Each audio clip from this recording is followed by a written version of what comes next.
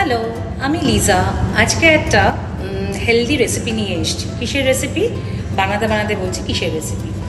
রেসিপিটা হচ্ছে oats cake. হ্যাঁ, ওটস কেকের মধ্যে আমরা কী কী দেবো সব কিছুই বলবো, একটু সব রেডি করে নিই। ইনগ্রিডিয়েন্টস কী কী লাগছে? ইনগ্রিডিয়েন্টসের মধ্যে লাগছে হচ্ছে ভ্যানিলা এসেন্স, আমরা কোয়েকার ওটস নিয়েছি। আমি অলিভ অয়েল প্রেফার করি, তাই আমি অলিভ অয়েল দেবো বিকজ অফ হেলদির জন্যে। Baking powder, brown sugar, organic brown sugar, butter, 4টে পাকা কলা, এটা হচ্ছে আমাদের কোকো পাউডার, আর ডিমটা আমার এখানে রাখা নেই, আমি ডিমটাকে ফাটিয়ে তারপর একবার দেখিয়ে দেবো আপনাদেরকে। এটা এখন আমরা পাউডার করতে হবে। হ্যাঁ, হচ্ছে একটা ফর্কের হেল্প নিয়ে আমরা বানানাটাকে এইভাবে জাস্ট ম্যাশ করবো, বাটারটা বা মেল্ট করবো। হ্যাঁ, আরেকটা বলে বানানাটাকে ট্রান্সফার করলাম, করে এবার তার মধ্যে বাটারটাকে দিয়ে দিচ্ছি। হ্যাঁ, মেল্টেড বাটার, এটার মধ্যে 1 টেবিল স্পুন অলিভ অয়েল যাচ্ছে। হ্যাঁ, এবার কেউ চাইলে বাটার দিতেও পারো, নাও দিতে পারো। যদি বাটার না দাও তাহলে অলিভ অয়েলের পোর্শনটা একটু বেড়ে যাবে, 2 টেবিল স্পুন। এই হাফ টিস্পুন মতো ভ্যানিলা এসেন্সটা দিয়ে দিলাম। ঠিক আছে, 2 এগ দিয়ে দিচ্ছি, পুরো হোল এগস। হ্যাঁ, এটাকে ভালো করে বিট করতে হবে।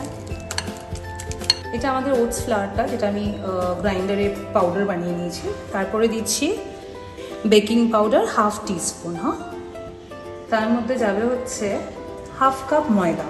এবার এই ময়দাটা চাইলে দিতে পারো, নাও দিতে পারো, বাট আমি দিই, ইন জেনারেল আমি দিই, আমার অনেকে দেয় না।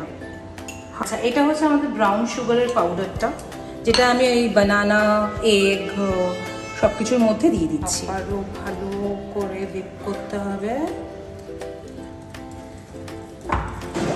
1 টিস্পুন আমি কোকো পাউডার দিচ্ছি, কারণ কি না, আমি যেহেতু সিনামন পাউডারটা দিইনি, আমার বাড়িতে না সিনামন পাউডারটার জায়গায় কোকো পাউডারটাই সবাই খুব প্রেফার করে।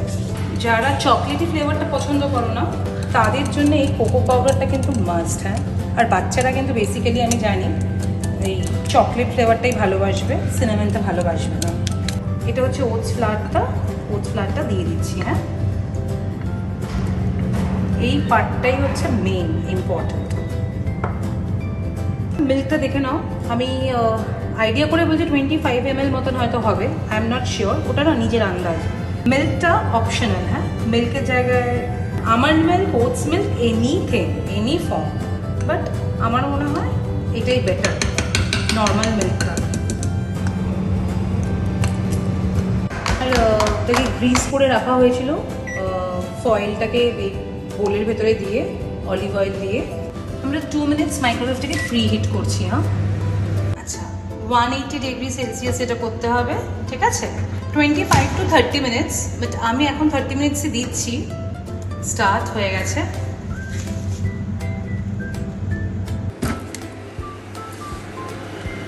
এটা এখন দেখতে হবে যে হয়েছে কিনা, চটনির ভেতরে জাস্ট একটু কুক করে নিয়ে দেখি।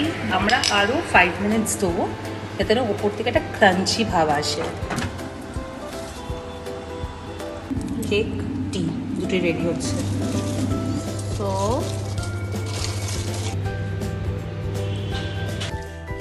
এই যে কেকটা রেডি হয়ে গেছে, সত্যি খুব টেস্টি হয়েছে। বাড়িতে করে খেয়ে দেখো, হেলদি, যেহেতু ময়দা নেই বলে অতটা স্পঞ্জি ব্যাপারটা হয়নি, বাট একদম নরম, একদম নরম, যেটা হওয়া উচিত। এটা কেক ঠিক কতটাই সফট। এই যে আমাদের চা, আর এই যে আমাদের আধা কাটা হওয়া দিল কেক।